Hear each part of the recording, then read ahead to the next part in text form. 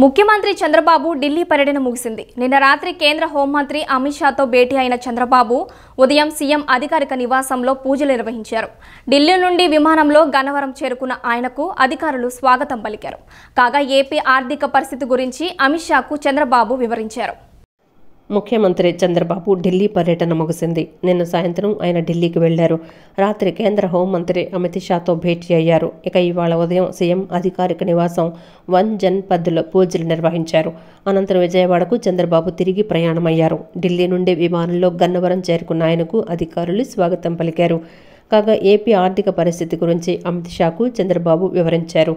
గత 5 ఏళ్లలో రాష్ట్రం ఆర్థిక విధ్వంసానికి గురైందని వెల్లడించారు.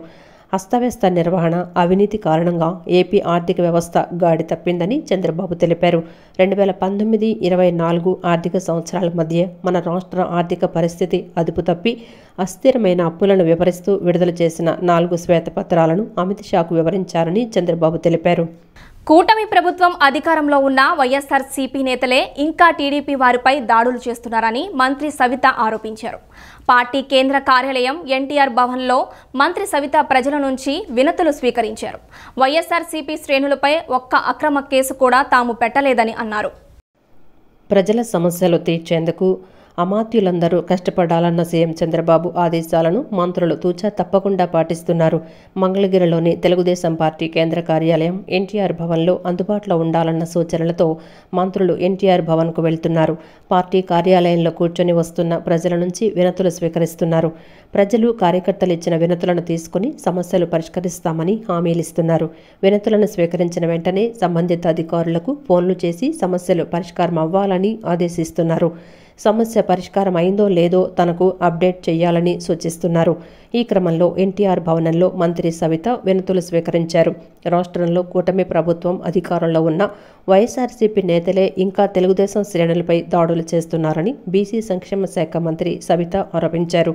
కక్ష సాధింపు చర్యలు వద్దు అని సీఎం చంద్రబాబు ఆదేశాలతో తమ వాళ్లు ఎదురు తిరగడం లేదని తెలిపారు. వైఎస్ఆర్సీపీ శ్రేణులపై ఒక్క అక్రమ కేసు కూడా తాము పెట్టడం లేదని మంత్రి అన్నారు. చట్టం తన పని తాను చేసుకుంటూ పోతుందని తెలిపారు. వైఎస్ఆర్సీపీ బాధితులు ఎందరో తమ వద్దకు వచ్చి ఫిర్యాదులు చేస్తున్నారని వెల్లడించారు. వైఎస్ఆర్సీపీ నేతలు చేసిన భూ కబ్జాలు, గంజాయి బారిన పడి బిడ్డల భవిష్యత్తు నాశనమైందన్న ఫిర్యాదులే ఎక్కువగా వస్తున్నాయని మంత్రి సవిత తెలిపారు. ఆంధ్రప్రదేశ్ రాష్ట్రంలో రైతుల ఆదాయం పెంపే లక్ష్యమని నూతనంగా వ్యవసాయ శాఖ కమిషనర్గా బాధ్యతలు స్వీకరించిన ఎస్ ఢిల్లీరావు అన్నారు. సాంకేతిక పరిజ్ఞానాన్ని వ్యవసాయ రంగానికి అనుసంధానం చేయడానికి ఉన్న అవకాశాలను పరిశీలించి ఎక్కడెక్కడ సాంకేతిక పరిజ్ఞానం వినియోగించే పరిస్థితులు ఉన్నాయో అన్వేషిస్తామన్నారు.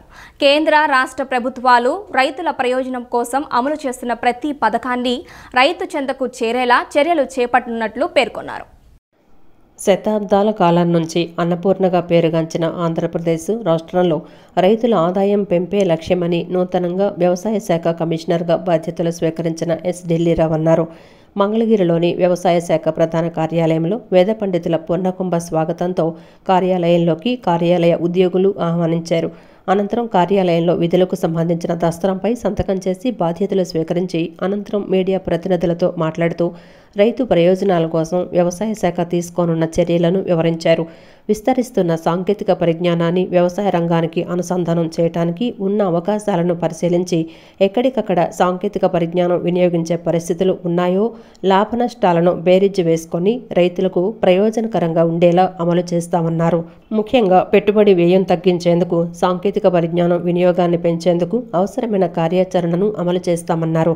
ఇటీవల ప్రకృతి వ్యవసాయంలో మన రాష్ట్రానికి లభించిన అంతర్జాతీయ పురస్కారం గుల్బెంకియన్ ప్రైజ్ ఫర్ హ్యుమానిటీ స్ఫూర్తితో ప్రకృతి వ్యవసాయానికి మరింత ప్రోత్సాహం లభించేలా రైతులను సిద్ధం చేస్తామన్నారు. ప్రకృతి వ్యవసాయంలో ప్రధానంగా రసాయనాల వినియోగం ద్వారా తగ్గుతున్న భూసారం వల్ల నష్టపోతున్న రైతులలో అవగాహన కల్పించేందుకు వ్యవసాయ శాఖ కృషి చేస్తుందన్నారు.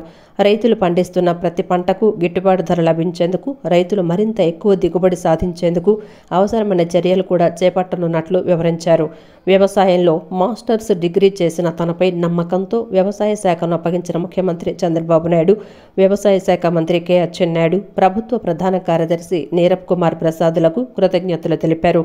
కేంద్ర రాష్ట్ర ప్రభుత్వాలు రైతుల ప్రయోజనం కోసం అమలు చేస్తున్న ప్రతి పథకాన్ని రైతు చెంతకు చేరేలా చర్యలు చేపట్టనున్నట్లు పేర్కొన్నారు. దట్టు నేను కూడా మాస్టర్స్ ఇన్ అగ్రికల్చర్ చదువుకునేటువంటి వ్యక్తిగా నాకు ప్రభుత్వం ఈ ఆపర్చునిటీ అనేటువంటి ఇచ్చినందుకు గాను ప్రభుత్వానికి ప్రత్యేకమైన ధన్యవాదాలు తెలుపుకుంటూ ఏ కారణం చేత నన్ను సెలెక్ట్ చేశారో దానికి తగ్గట్టుగా వ్యవసాయ శాఖని రైతులకి అన్ని విధాలుగా ఉపయోగపడేటట్టుగా ఉన్న స్కీమ్స్ ఏవైతే ఉన్నాయో ఇటు సెంట్రల్ గవర్నమెంట్ అవ్వచ్చు, స్టేట్ గవర్నమెంట్ అవ్వచ్చు, అన్ని స్కీమ్స్ కూడా చాలా చక్కగా ఎటువంటి తప్పిదాలు లేకుండా ఎఫెక్టివ్గా ఇంప్లిమెంట్ చేయడం అనేటువంటి ఒక బాధ్యత ఉంటూ సో ఈ అగ్రికల్చర్ అనేది ఈ 4% గ్రోత్ రేట్ అనేటువంటిది పెంచాలి అని అంటే రెమ్యునరేటివ్ ప్రైస్ రావాలి అని అనేటప్పుడు ఇప్పుడుండే ఇన్పుట్స్ మీద విపరీతమైనటువంటి డిపెండెన్స్ అగ్రికల్చర్ ఉండేదాన్ని తగ్గించాలి. సో మన ఆంధ్రప్రదేశ్ అనేది అన్నిట్లో కూడా ఒక విధంగా చెప్పాలంటే నెంబర్ 1గా ఉంటుంది. What ever the productivity point of వ్యూలో కానీ, ప్రొడక్షన్లో కానీ, ఈవెన్ రీసెంట్గా గుల్బంకియాన్ ప్రైజ్ అనేటువంటి ప్రెస్టీజియస్ ప్రైజ్ వచ్చినటువంటిది కూడా మన ప్రకృతి వ్యవసాయానికి మన ఆంధ్రప్రదేశ్కి అయినటువంటి వచ్చింది. వీటన్నిటిని ఇటు బ్యాలెన్స్ చేసుకొని ఇటు ప్రకృతి వ్యవసాయాన్ని ఇటు ఈల్డ్స్ అనేటువంటి తగ్గకుండా మొత్తం సాయిల్ హెల్త్ అనేటువంటిది మెయింటైన్ చేసుకోగలుగుతూ అండ్ రైతులకి మంచి ఇన్కమ్ అనేటువంటిది వచ్చేటట్టుగా చేయాలి అనుకునంటే ఇట్స్ చాలా సైంటిఫిక్గా చాలా యాక్టివిటీ అనేటువంటి చేయాల్సింది ఉంది. పశ్చిమ నియోజకవర్గాన్ని అభివృద్ధి పదంలో నిలిపేందుకు తన సాయి శక్తులా పనిచేస్తానని పశ్చిమ ఎమ్మెల్యే సుజనా చౌదరి అన్నారు. డ్రైనేజీ సమస్యలు, సీజనల్ వ్యాధుల పట్ల అధికారులకు తగిన చర్యలు తీసుకోవాలని ఆదేశాలు ఇవ్వడం జరిగిందని అన్నారు. గత ప్రభుత్వ వైఫల్యాల గురించి ప్రస్తావించడం మానేసి అభివృద్ధి చేసి చూపిస్తానని స్పష్టం చేశారు. 42వ డివిజన్ పాత హౌసింగ్ బోర్డు కాలనీలో పశ్చిమ నియోజకవర్గ ఎమ్మెల్యే సుజనా చౌదరి పర్యటించారు. ఈ సందర్భంగా స్థానికంగా ఉన్న సమస్యలను అడిగి తెలుసుకున్నారు. ఈ సందర్భంగా ఆయన మాట్లాడుతూ డ్రైనేజీ, రోడ్లు అధ్వాన్నంగా ఉన్నాయని, గతంలోనే తన దృష్టికొచ్చాయని, ఈ సమస్యల పరిష్కారం కోసం ఇప్పటికే అధికారులకు ఆదేశాలు ఇవ్వటం జరిగిందని అన్నారు. డ్రైనేజీ సిస్టంకు సంబంధించి పైప్ లైన్లకు పలుచోట్ల కనెక్షన్లు ఇవ్వకపోవటం వల్లనే ఈ సమస్యలు ఉత్పన్నమవుతున్నాయని అన్నారు. త్వరలోనే అన్ని సమస్యలకు పరిష్కారం లభిస్తుందని అన్నారు. సీజనల్ వ్యాధుల పట్ల చర్యలు తీసుకోవాలని కూడా అధికారులకు చెప్పడం జరిగిందని అన్నారు. ఈరోజు 42వ డివిజన్లో పాత హౌసింగ్ బోర్డు కాలనీ రోడ్లు చూస్తే ఇంతకుముందు మనం కొత్తగా చెప్పేదేం లేదు. పరిస్థితి అధ్వానంగా ఉంది. డ్రైనేజ్ సిస్టమ్ కానీ, పవర్ కానీ, అక్కడ లోకల్ ప్రజలందరూ కూడా బాధపడ్డారు. దానికి మా జనసేన తరఫున టీడీపీ వాళ్ళు, బీజేపీ వాళ్ళు ముగ్గురు ఈ లోకల్ నాయకులు, కార్యకర్తలు కూడా అందరూ చెప్పారు. వాళ్ళకి ఏం చెప్పామంటే లోకల్ వాళ్ళ సమస్యలని రాసుకొని వస్తే మున్సిపల్ కార్పొరేషన్ జోనల్ కమిషనర్ గారు కూడా వచ్చారు. వాటికి ఆల్రెడీ గవర్నమెంట్ ఆఫ్ ఇండియా ఇచ్చిన అండర్ గ్రౌండ్ డ్రైనేజ్ సిస్టమ్కి ఇచ్చిన ఈ పైపులు వేశారు కానీ కనెక్షన్స్ ఇవ్వలేదు. గత 5 సంవత్సరాల్లో పూర్తిగా పని స్తంభించిపోవడం మూలం జరిగింది. ఇంకా 24 గంటల గతం గురించి చెప్పడం నాకు ఇష్టం లేదు. ఇప్పుడు సమస్యను ఎలా పరిష్కరించాలనే దానికి ఒక ఆదేశాలు ఇవ్వడం జరిగింది. ఒక నెల రోజుల్లో పూర్తి చేస్తారని చెప్పాను. దేవాదాయ శాఖ అధికారిని అంశంలో ఎంపీ విజయసాయిరెడ్డి దేవాదాయ శాఖ కమిషనర్ను నోటికొచ్చినట్లు మాట్లాడుతున్నారని Andhra Pradesh temple employees welfare association అధ్యక్షులు కోగంటి రవికుమార్ మండిపడ్డారు. ఫిర్యాదు చేసింది అధికారిని భర్త మదన్ మోహన్ అని ఆయన ఫిర్యాదుపై దేవాదాయ శాఖ కమిషనర్ను దుర్భాషలాడటాన్ని ఖండించారు. తక్షణమే విజయసాయిరెడ్డి క్షమాపణలు చెప్పాలి, లేదంటే పరిణామాలు తీవ్రంగా ఉంటాయని హెచ్చరించారు. గాంధీనగర్ ప్రెస్ క్లబ్లో Andhra Pradesh temple employees welfare association ఆధ్వర్యంలో విలేకరుల సమావేశం ఏర్పాటు చేశారు. సమావేశంలో అధ్యక్షులు కోగంటి రవికుమార్ మాట్లాడుతూ దేవాదాయ శాఖ అధికారినిపై వచ్చిన ఫిర్యాదు 3 రోజులుగా వివాదాస్పదంగా మారిందని, విజయసాయిరెడ్డి దేవాదాయ శాఖ కమిషనర్ను నోటుకొచ్చినట్లు మాట్లాడుతున్నారని మండిపడ్డారు. మీడియా సంస్థల ప్రతినిధులను కూడా ఇష్టం వచ్చినట్లు తొలనాడుతున్నారని అన్నారు. ఫిర్యాదు చేసింది అధికారిని భర్త మదన్ మోహన్ అని ఆయన ఫిర్యాదుపై దేవాదాయ శాఖ కమిషనర్ను దుర్భాషలాడుతున్నారని, విజయసాయిరెడ్డి వ్యాఖ్యలను తీవ్రంగా ఖండిస్తున్నామని అన్నారు. మీ ఎమర్జెన్సీ పాలన అయిపోయింది. గతంలో మీరు మా అధికారులను తీవ్రంగా వేధించారని వ్యాఖ్యానించారు. విజయసాయిరెడ్డి వ్యాఖ్యలను ఉపసంహరించుకొని క్షమాపణలు చెప్పాలని డిమాండ్ చేశారు. తమ అధికారులను హోదా తగ్గించి మీ పాలనలో ఎలా అవమానించారో తాము మర్చిపోలేదని అన్నారు. తక్షణమే క్షమాపణలు చెప్పాలి, లేదంటే పరిణామాలు తీవ్రంగా ఉంటాయని హెచ్చరించారు. మీ పాలన అయిపోయింది, మీ హోదాకు తగ్గట్లుగా వ్యవహరించండి అంటూ హితవు పలికారు. దేవాదాయ శాఖ కమిషనర్కు సంబంధం లేదని చెప్పినా ఆయనపై అనుచిత వ్యాఖ్యలు సరికాదన్నారు. విజయసాయిరెడ్డి గారు పాత్ర ఏంటో అసలు మాకు ఎవరి పాత్ర ఏంటో మాకు తెలియదు. అయితే విజయసాయిరెడ్డి గారు సోదరు శాంతి గారి భర్త మదన్మోహన్ గారు మా కమిషనర్ గారికి ఒక ఫిర్యాదు ఇచ్చారని, ఆ ఫిర్యాదుని మా కమిషనర్ గారు దాన్ని లీక్ చేశారని చెప్పి పత్రికలకి విజయసాయిరెడ్డి గారు రాజ్యసభ సభ్యులు పెద్దలు నోటికి వచ్చినట్టుగా ఆ యదవ కమిషనర్కి బుద్ధి లేదా అని నోటికి వచ్చినట్టు మాట్లాడుతున్నారు ఆయన. ఇది అసలు ఎంత మాత్రం సబబు కాదు. అసలు వాస్తవంగా మదన్మోహన్ గారు మా కమిషనర్ గారిని కలిస్తే ఇది మాకు సంబంధించిన ఇష్యూ కాదు, నువ్వు బయటికి వెళ్ళి కోర్టుకి వెళ్ళిపోమని చెప్పారు ఆయన. చెప్పితే ఆయన అసలు కనీసం కాగితం కూడా తీసుకోవాలా. అది ఈ మదన్మోహన్ గారు పేపరు ఎక్కడ తయారు చేశారో అది పత్రికా వాళ్ళకి ఎలా వచ్చిందో తెలియదు. ఆ వాస్తవాలని తెలుసుకోకుండా విజయసాయిరెడ్డి గారు తోలనాటం అనేది మంచి పద్ధతి కాదు. కూటమి ప్రభుత్వం అధికారంలోకి రావడం, రాజధానిలో పనులు ప్రారంభం కావడంతో అమరావతి రైతులు, మహిళలు గ్రామ దేవతలైన పోలేరమ్మ, గంగానమ్మ దేవతలకు ప్రత్యేక పూజలు నిర్వహించారు. ఆషాఢ మాసం సందర్భంగా గ్రామ దేవతలకు శార సమర్పించి మొక్కులు చెల్లించుకున్నారు. కూటమి ప్రభుత్వం అధికారంలోకి రావడం, రాజధానిలో పనులు ప్రారంభం కావడంతో రాజధాని గ్రామాల్లో సంతోషం వెల్లివిరుస్తోంది. 5 ఏళ్ల వైసీపీ అరాచక పాలనకు రాష్ట్ర ప్రజలు బుద్ధి చెప్పారని ఆనందం వ్యక్తం చేస్తున్నారు. ఈ క్రమంలో ఆషాఢ మాసం సందర్భంగా అమరావతి రైతులు, మహిళలు గ్రామ దేవతలకు ప్రత్యేక పూజలు నిర్వహించి మొక్కులు చెల్లించుకున్నారు. పోలేరమ్మ, గంగానమ్మ తల్లి బొడ్డురాయి శివాలయం నుండి పోలేరమ్మ తల్లికి మొక్కులు చెల్లించారు. మందడం గ్రామంలోని 8 ఆలయాలకు రాజధాని రైతులు, మహిళలు సారె సమర్పించి మొక్కులు చెల్లించుకున్నారు. స్థానిక వినాయక స్వామి ఆలయంలో 1116 కొబ్బరికాయలు కొట్టి ప్రత్యేక పూజలు చేశారు. బొడ్డురాయి సెంటర్ మహాలక్ష్మి అమ్మవారి చెట్టుకి పోలేరమ్మకు పూజలు నిర్వహించి నైవేద్యాలు సమర్పించారు. దారి పొడవునా చీరలు పరిచి అమ్మవారి పానకం కావడిని ఊరేగించారు. కార్యక్రమంలో పాల్గొన్న తాడికొండ శాసనసభ్యులు తెనాలి శ్రావణ్ ఈ సందర్భంగా మాట్లాడుతూ దేవతల ఆశీస్సులతో త్వరలోనే రాజధానిలో పనులు ప్రారంభిస్తామని తెలిపారు. రాజధానిలో పనులు ప్రారంభం కావాలని 4 ఏళ్ల క్రితం పోలేరమ్మ తల్లికి సారె సమర్పిస్తామని మొక్కుకున్నామని మహిళలు చెప్పారు. అమ్మవారి దయతో రాష్ట్రంలో కూటమి ప్రభుత్వం అఖండ మెజారిటీతో విజయం సాధించిందని వారు సంతోషం వ్యక్తం చేశారు. అమరావతి ఏకైక రాజధానిగా సాధించుకున్నాం కాబట్టి మరి మేము ఏదైతే పోరాడి సిఆర్డీఏ చట్టం ద్వారా ఏదైతే అమరావతి రాజధానిగా ఉండాలి అని రైతులకు జరిగినటువంటి అగ్రిమెంట్ కంటిన్యూ అయ్యింది కాబట్టి మరి అమ్మవారికి ఆషాఢ మాసంలో చీర, సారె, పళ్ళు, పలహారాలు, పూలు అన్నీ తీసుకొని పొంగళ్ళు చేసి మరి అమ్మవారికి సారె రూపంలో తీసుకొస్తున్నాము. ఈరోజు అమరావతి రైతులందరూ కూడా మరి చుట్టుపక్కల 29 గ్రామాల రైతులందరూ కూడా దీంట్లో ఈ కార్యక్రమంలో పాల్గొన్నారు. మరి ఎప్పుడు కూడా మేము ఈ రకంగా ఎప్పుడు చేస్తానే ఉంటాం. మొదటి నుంచి కూడా అమ్మవారికి సార్ తీసుకొస్తానే ఉంటాం. కానీ ఇప్పుడు తీసుకొచ్చే సార్లో ఒక విశిష్టత అనేది ఉంది. అది ఏంటంటే అమరావతి రాజధాని నిలబడింది, రాష్ట్రం గెలిచింది. రాష్ట్ర అదిగోండి చూడండి, కావిడి నిండా చీరలు పెట్టి మరి పానకం ఏదైతే పానకం సమర్పిస్తున్నాం ఈరోజు. మరి అలాగే చీరల మీద అమ్మవారిని నడిపిస్తా ఏర్పాట్లు చేస్తూ ఉన్నారండి. చీరల మీద గుడి వరకు అమ్మవారిని నడిపించాలి. అమ్మవారికి ఏది కూడా తక్కువ లేకుండా మరి వాళ్ళని కష్టాల్లో ఉన్న కవులు అయ్యకపోయినా గత ప్రభుత్వం 2 ఏళ్ళ నుంచి మాకు కవులు వేయలేదండి. అయినా సరే మాకున్న దాంట్లోనే ఈరోజు ఈ ఉత్సవం భారీగా చేస్తా ఉన్నామంటే రైతులు మేము 10 మందికి అన్నం పెట్టే రైతులమే తప్ప ఎక్కడ చెయ్యి చాపల. ఈ జగన్మోహన్ రెడ్డి చెయ్యి చాపే పరిస్థితి తీసుకొచ్చాడు. సంతోష వాతావరణం రాష్ట్ర వ్యాప్తంగా ఉంది. మరి ముఖ్యంగా రాజధాని ప్రాంతంలో చాలా ఎక్కువగా ఉంది. అందరూ కూడా కోరుకున్నది జరిగింది. మేము మొక్కుకున్నట్టుగా జరిగింది.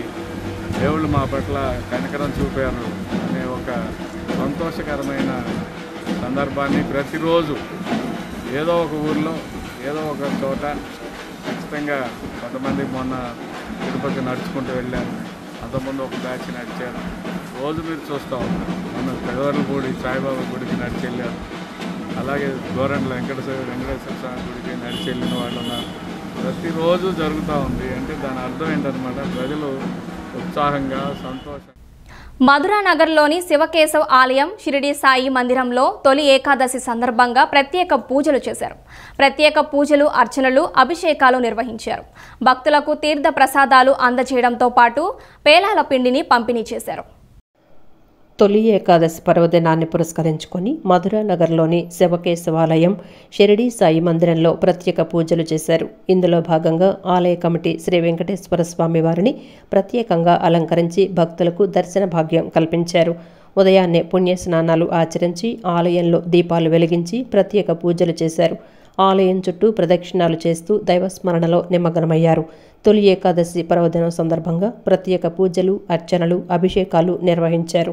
భక్తులకు తీర్థప్రసాదాలు అందచేయడంతో పాటు పేలాల పిండిని పంపిణీ చేశారు. ఈ సందర్భంగా అర్చకులు మాట్లాడుతూ హిందూ సాంప్రదాయంలో అత్యంత ప్రాముఖ్యత ఉన్న పండుగ తొలి ఏకాదశి అని, ఆషాఢ మాసంలో ఆషాఢ శుద్ధ ఏకాదశిని తొలి ఏకాదశి అంటారని తెలిపారు. దీనినే శయన ఏకాదశి, ప్రథమ ఏకాదశి, హరివాసరం అని కూడా అంటారని చెప్పారు. ఈ రోజు నుంచి మహావిష్ణువు క్షీరాబ్ది యందు శేషపాన్పుపై శయనిస్తాడని భక్తులకు వివరించారు. నేడు విష్ణు అవతారాల్లో ఏ అవతారంలో ఉన్న స్వామివారిని దర్శించుకున్న ముక్కోటి ఏకాదశి రోజున స్వామివారిని దర్శించుకున్న పుణ్యఫలం దక్కుతుందని వెల్లడించారు. ఈ యొక్క తొలి ఏకాదశి పండగల్లో ప్రథమం, ఏకాదశిలో ప్రథమం. అలాగే ఈ ఏకాదశి పండగ పర్వదినాన శ్రీ మహావిష్ణు స్వరూపమైనటువంటి ఏ స్వామిని దర్శించుకున్నప్పటికీ కూడా శ్రీరామచంద్రమూర్తి, శ్రీకృష్ణ పరమాత్ముడు, శ్రీ వెంకటేశ్వర స్వామి, శ్రీ మహావిష్ణు స్వరూపం నరసింహస్వామి అయినటువంటి వారిని ఎవరిని దర్శించుకున్నా మీకు ముక్కోటి ఏకాదశి ఉత్తరద్వార దర్శనం ఎంత పరమ పవిత్రమైన దర్శనమో ఈరోజు అంతకన్నా కూడా విశేషంగా ఆ స్వామివారి యొక్క దివ్యమంగళ రూపాన్ని కనుక ఎవరు దర్శించుకున్నా, ఎవరు కొలుచుకున్నా, ఎవరు సేవించుకున్నా ఆ స్వామిని తరించినా చాలా ముఖ్యమైన విశేషం ఉంటుంది. తొలి ఏకాదశి సందర్భంగా శ్రీ దుర్గా మల్లేశ్వర స్వామివార్ల దేవస్థానం ఇంద్రకీలాద్రిపై ఉన్న అమ్మవారికి విజయవాడ ఎంపీ కేశినేని శివనాథ్ సతీమణి కేశినేని జానకి లక్ష్మి ఆషాఢం శార సమర్పించారు. శార సమర్పించేందుకు సుమారు 100 మంది మహిళలతో కలిసి ఆమె దేవస్థానం వద్దకు చేరుకున్నారు. అమ్మవారికి ప్రత్యేక పూజలు నిర్వహించిన అనంతరం శార సమర్పించారు.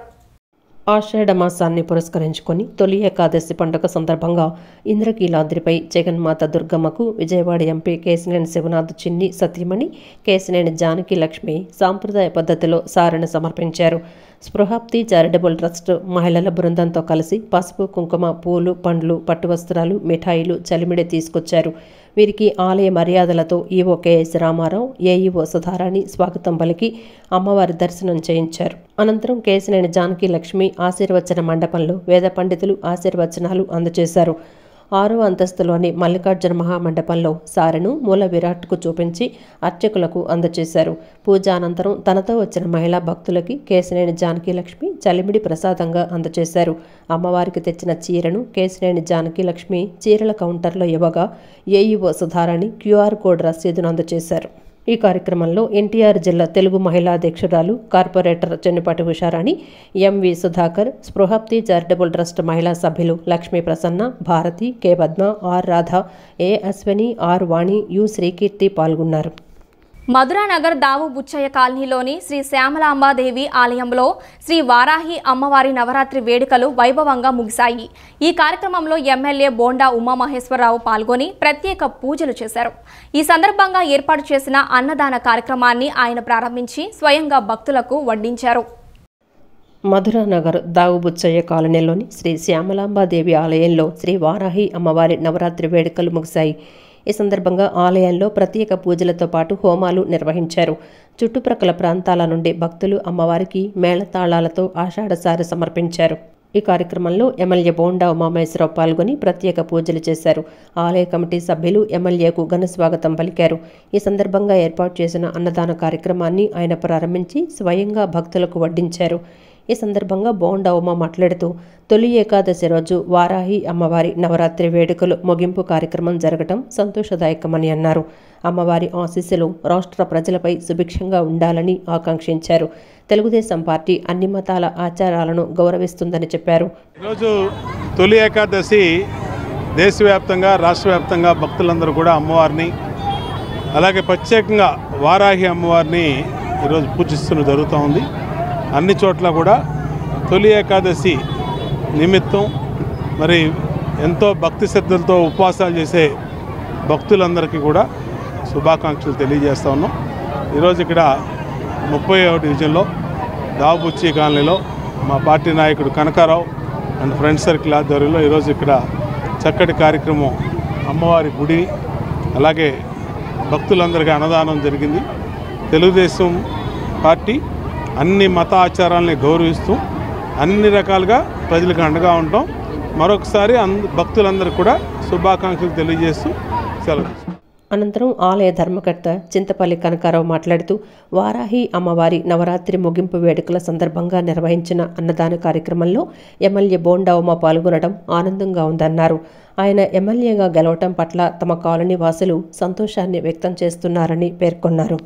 శ్యామలమ్మాదేవి అమ్మవారి గుడిలో వారాహి అమ్మవారు లాస్ట్ రోజు కనుక ఈరోజు తొలి ఏకాదశి సందర్భంగా 2000 మందికి అన్నదానం జరుగుతున్నది. ఇక్కడ మాకు సెంట్రల్ నియోజకవర్గం బోండా ఉమామహేశ్వరి గారు గెలవటం మా ఆనందంగా ఉండి ఈ అమ్మవారి ఉత్సవాలు జరుపుకోవడం జరిగింది. మా కాలనీ వెల్ఫేర్ అసోసియేషన్ తరఫున ఇంకా ఆనందంగా ఉంటాము అని చెప్పి అమ్మవారి ఆశీస్సులు ఉండాలని కోరుకుంటున్నాం. విజయవాడ తూర్పు నియోజకవర్గంలో స్టామ్ వాటర్ డ్రైనేజీ పనులు వేగవంతం చేస్తామని ఎమ్మెల్యే గద్దె రామ్మోహన్ స్పష్టం చేశారు. ఎంపీ కేశినేని చిన్ని నిధుల నుంచి ప్రత్యేకంగా 7 కోట్ల రూపాయలు సమీకరించి ప్రజల సమస్యలకు పరిష్కారం చూపుతామన్నారు. విజయవాడ తూర్పు నియోజకవర్గం 3వ డివిజన్ కరెన్సీ నగర్ ఆంజనేయ స్వామి గుడి వద్ద నుండి రోడ్లు డ్రైనేజీలను ఎమ్మెల్యే గద్దె రామ్మోహన్ పరిశీలించారు. అధికారులతో కలిసి పరిశీలిస్తూ స్థానికుల సమస్యలను అడిగి తెలుసుకున్నారు. అనంతరం మీడియాతో మాట్లాడుతూ కరెన్సీ నగర్లో స్ట్రామ్ వాటర్ డ్రైనేజీ పనులపై ప్రత్యేక దృష్టి సారించామన్నారు. పనులను వేగవంతంగా నిర్వహించేందుకు ప్రణాళికలు రూపొందించి ఆచరణలోకి తీసుకువెళ్తున్నామన్నారు.